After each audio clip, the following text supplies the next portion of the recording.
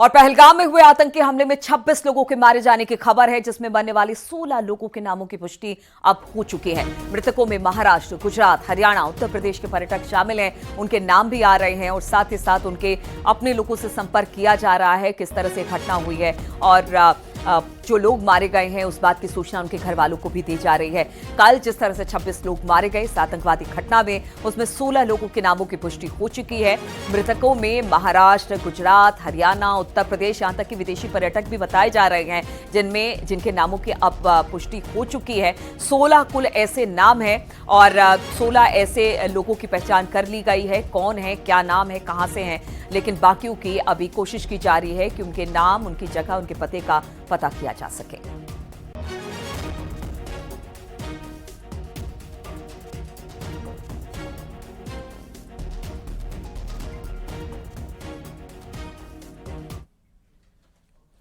और पहलगाम हमले से जुड़ी एक और बड़ी खबर आ रही है। पहलगाम हमले में कानपुर के शुभम की भी मौत बताई जा रही है। आतंकी हमले में शुभम को गोली लगी और जो आतंकी थे उसने गोली मारकर उसकी हत्या कर दी। आतंकियों ने सिर में गोली मारी। शुभम के परिजनों को इस बात की जानकारी अब दे दी गई है। बताया जा रहा है कि शुभम की शादी जो थी वो 2 महीने पहले ही हुई थी। शुभम द्विवेदी अपने परिवार के साथ कश्मीर घूमने गए थे। शुभम की 2 महीने पहले शादी हुई थी जिस समय आतंकियों ने उन्हें गोली मारी। उनकी पत्नी भी उनके साथ में मौजूद थी। बताया जा रहा है कि आतंकियों ने पहले उनसे उनका नाम पूछा, फिर गोली मार दी। बेटे के साथ घूमने गए पिता और अन्य परिजन अनंतनाग में ही रुक गए थे और शुभम अपनी पत्नी के साथ पहलगाम गए हुए थे घूमने के लिए। शुभम अपने परिवार के साथ घूमकर 23 अप्रैल को वापसी करने वाले थे। शुभम द्विवेदी अपने परिजनों के साथ 18 अप्रैल को जम्मू कश्मीर घूमने गए थे और शुभम के परिवार में इस वक्त मातम पसरा हुआ है। ओम बाबू इस वक्त कानपुर से हमारे साथ जुड़ गए हैं। ओम, जिस तरह से खबर आई, सुबह से आपसे बातचीत हो रही है, घर में इस वक्त मातम का माहौल है। अभी 2 महीने पहले ही तो शादी हुई थी, पत्नी के साथ, परिवार के साथ शुभम घूमने गए थे, लेकिन अब जब उनकी खबर आई है तो उनकी मौत की खबर आई है, घर में तो मातम पसरा होगा। क्या जानकारी मिल रही है? कब तक जो शुभम का पार्थिव शरीर है वो कानपुर ले आया जाएगा? क्या जानकारी उन्हें दी गई है? जी, मैं आपको बताऊं कि फिलहाल शुभम के चचेरे भाई ही सुबह से यहां पर उपलब्ध हो पाए हैं। बाकी पूरे घर में उनके सन्नाटा पसरा हुआ है, क्योंकि शुभम के साथ उनकी पत्नी और शुभम के माता पिता और साथ ही उनकी बहन, सभी लोग श्रीनगर में ही हैं। फिलहाल जो जानकारी मिल रही है और बताया जा रहा है कि परिजन को आज देर शाम तक यहाँ भेजा जा सकता है, कानपुर आ सकते हैं, लेकिन शुभम की डेड बॉडी कब यहाँ पहुँचेगी इसका लोग बेसब्री से इंतजार कर रहे हैं। उनके पास किसी प्रकार की कोई इस बाबत सूचना नहीं है कि उन्हें डेड बॉडी कब कानपुर लाई जाएगी। तो अभी ये आधिकारिक तौर पर इसकी घोषणा होना बाकी है, लेकिन कानपुर में जिस तरह मातम का माहौल है, शुभम को लोग याद कर रहे हैं। 31 साल के शुभम की शादी 2 महीने पहले ही यहाँ पर हुई थी और वह शादी के बाद कहीं हनीमून के लिए नहीं गए थे। परिवार के साथ उन्होंने कश्मीर घूमने का कार्यक्रम बनाया था और घर के 11 सदस्यों के साथ वह श्रीनगर पहुँचे, फिर गुलमर्ग पहुँचे और वहाँ से वह वहाँ के लिए रवाना हुए थे। लेकिन जिस तरह आतंकी घटना में उनकी जान गई है, लोग हतप्रभ है। पूरे शहर में इस बात को लेकर चर्चा है कि कैसे एक बेकसूर बच्चा जो घूमने गया है उसकी निर्मम हत्या आतंकवादी कर देते हैं। लोगों में आक्रोश भी है। आज सुबह से तमाम लोगों से बातचीत हुई और जो आसपास के मोहल्ले के लोग हैं उनका कहना है कि प्रधानमंत्री नरेंद्र मोदी अब पुलवामा हमले की तरह, जिस तरह उन्होंने जवाबी कार्रवाई की थी, उसी तरह इस पहलगाम की इस घटना के बाद अब पाकिस्तान और उससे प्रायोजित आतंकी संगठनों पर कठोर से कठोर कार्रवाई करें। जब तक आतंकियों की मौत नहीं हो जाती तब तक शुभम की आत्मा को शांति नहीं मिलेगी। तो शुभम को लेकर बहुत सेंटिमेंट्स हैं लोग, और जो पूरी घटना घटी है और जिस तरह से निर्मम हत्या लोगों को की गई है, निर्दोषों की निर्मम हत्या की गई है, उससे कानपुर में बहुत ही आक्रोश है। लेकिन जिस तरह गृह मंत्री अमित शाह कल ही श्रीनगर पहुंच गए थे और उन्होंने पूरे हालात का जायजा लिया है, जिस तरह सर्च ऑपरेशन चलाया जा रहा है, उससे लोगों में एक कयास लगाया जा रहा है कि अब जल्द ही भारतीय सेना, भारतीय सुरक्षा बल जवाबी कार्रवाई में आतंकियों को मार गिराया गया। प्रधानमंत्री नरेंद्र मोदी ने जिस तरह इस मामले को लिया है और सऊदी अरब की अपनी यात्रा को कैंसिल कर वह दिल्ली पहुंच गए हैं और अहम बैठक करने जा रहे हैं कुछ ही देर में सुरक्षा अधिकारियों के साथ। तो माना बिल्कुल ओम, तो सिर्फ उन आतंकवादियों को भी नहीं मारना है बल्कि इस पूरे आतंकवाद को खत्म करना है। पाकिस्तान को और वहां पर बैठे जो आतंकवाद के आका हैं उनको एक मैसेज देने की जरूरत है। शुभम जैसे निर्दोष लोगों को उन्होंने अपना निशाना बनाया है और ये बताया जा रहा है कि अब इस पूरे मामले में लगातार कोशिश की जा रही है कि उन आतंकवादियों को मार गिराया जाए। लेकिन इस वक्त एक बड़ी खबर आ रही है, उरी सेक्टर में घुसपैठ की कोशिश नाकाम कर दी गई है। बताया जा रहा है 2 से 3 आतंकवादी घुसपैठ करने की कोशिश कर रहे थे। सुरक्षा बल और आतंकियों के बीच एनकाउंटर जारी है। आप समझिए कि किस तरह से निशाना बनाया जा रहा है जम्मू कश्मीर को। इस वक्त उरी से खबर आ रही है, यहां पर घुसपैठ करने की कोशिश कर रहे थे 2-3 आतंकवादी और इस दौरान घुसपैठ की कोशिश के दौरान सुरक्षा बल और आतंकियों के बीच एनकाउंटर जारी है। मुठभेड़ इस वक्त उरी सेक्टर में चल रहा है। ये पूरा जो इलाका है ये काफी ज्यादा सेंसिटिव माना जाता है। यहां से घुसपैठ की सबसे ज्यादा कोशिश की जाती है और इस वक्त उरी सेक्टर में घुसपैठ की कोशिश के दौरान 2-3 आतंकवादियों से इस वक्त सुरक्षा बल और आतंकियों के बीच एनकाउंटर जारी है। तो बड़ी खबर आ रही है, पहलगाम में जिस तरह से कल इस बड़ी आतंकी घटना को अंजाम दिया गया, अब उरी सेक्टर में भी घुसपैठ की कोशिश की गई जहां पर इस वक्त आतंकियों और सुरक्षा बलों के बीच एनकाउंटर जारी है। और आतंकी हमले के बाद पुंछ में लोगों का गुस्सा देखने को मिल रहा है। लोग सड़कों पर उतरकर आतंकी हमले की निंदा कर रहे हैं और सरकार से आतंकियों के खिलाफ सख्त से सख्त कार्रवाई की मांग कर रहे हैं।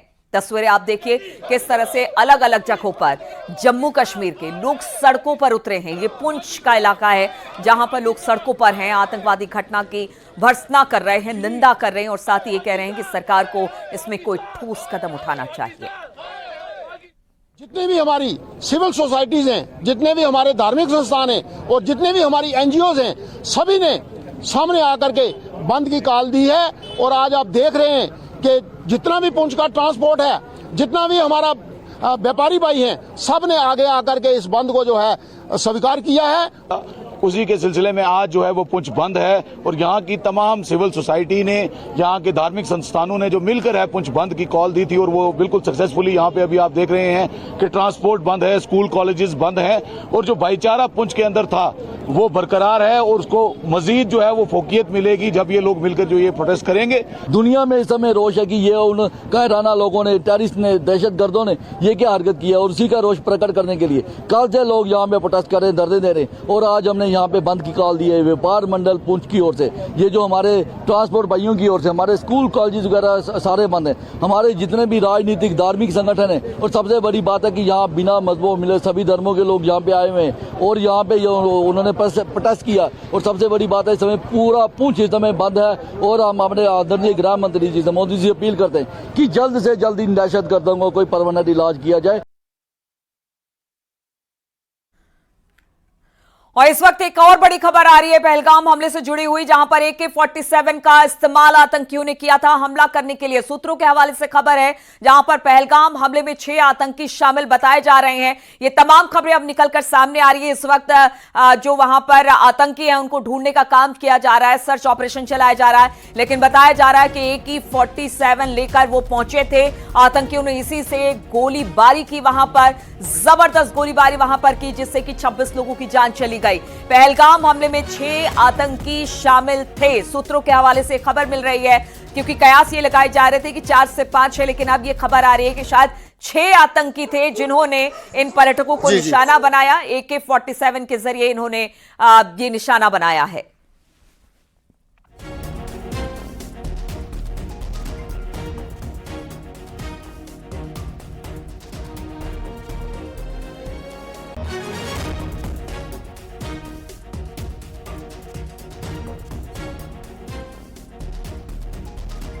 तो बड़ी खबर आ रही है, 6 आतंकी थे जिन्होंने इस आतंकवादी घटना को अंजाम दिया।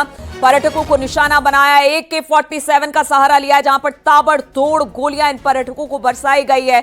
बताया जा रहा है कि इसी से 26 लोगों की मौत हुई जो वहां पर मौजूद थे।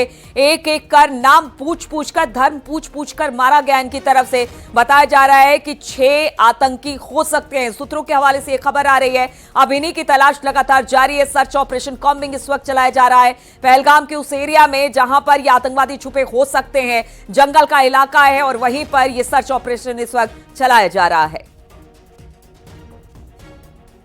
विजुअल्स देख के ना इंसान मतलब तर आ जाता है कि बच्चे वहां पे थे, बूढ़े जवान औरतें जो चिल्ला रही थी हमें बचाओ हमें बचाओ।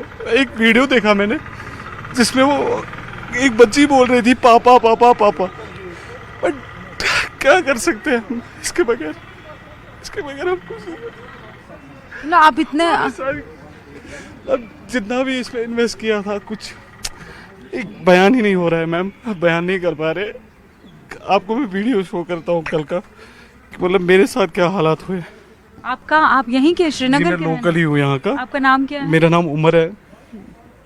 उमर, मतलब आपको लगता है ये सब जितना कुछ, मतलब आप कल से रोए चले जा रहे हैं? जी मैम, बर्दाश्त नहीं हो रहा है। ये पहली बार देख रहे हैं अभी ये चीज़ें।